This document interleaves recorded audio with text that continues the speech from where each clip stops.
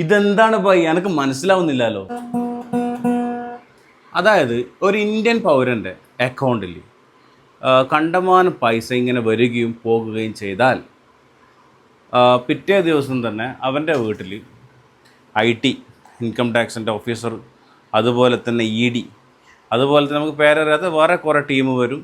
Account check ചെയ്യൽ, ഇതെവിടെ നിന്നാണ് സോഴ്സ് എന്ന് ചോദിക്കൽ, അതുപോലെ തന്നെ കണക്കിൽപ്പെടാത്തതാണെങ്കിൽ അവരെടുത്ത് കൊണ്ടുവയ്ക്കും, ഒക്കെ നടക്കും അല്ലേ.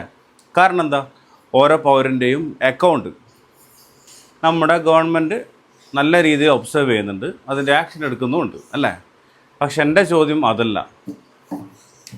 അതായത്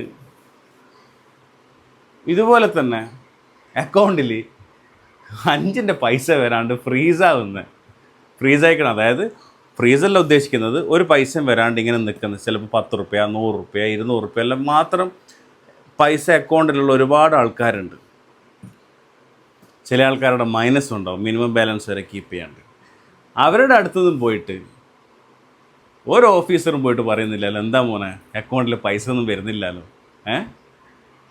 എന്താണ് പണിയൊന്നുമില്ലേ, അല്ലെങ്കിൽ എങ്ങനെ ജീവിതം കഴിയുന്നത് എന്നൊന്നും. ഒരു കാര്യം, ഇപ്പുറത്ത് പൈസ ഇങ്ങനെ കണക്കിൽപ്പെടാത്ത പൈസയും കാര്യങ്ങളും എടുത്തുകൊണ്ട് പോകുമ്പോൾ മറ്റേ ഭാഗത്ത് ഇല്ലാത്തവർക്ക് ഇവരെന്നാൽ അതും കൂടി ഇവർ ശ്രദ്ധിക്കണ്ടേ, ആ അക്കൗണ്ടും കൂടി അല്ലേ. എൻ്റെ ഒരു തോന്നിയൊരു കാര്യമാണ്. അപ്പോൾ ഇതിനെപ്പറ്റി കൂടുതൽ നിങ്ങൾക്ക് പറയാനുണ്ടെങ്കിൽ കമൻറ്റ് ചെയ്തോളൂ. ഓക്കെ.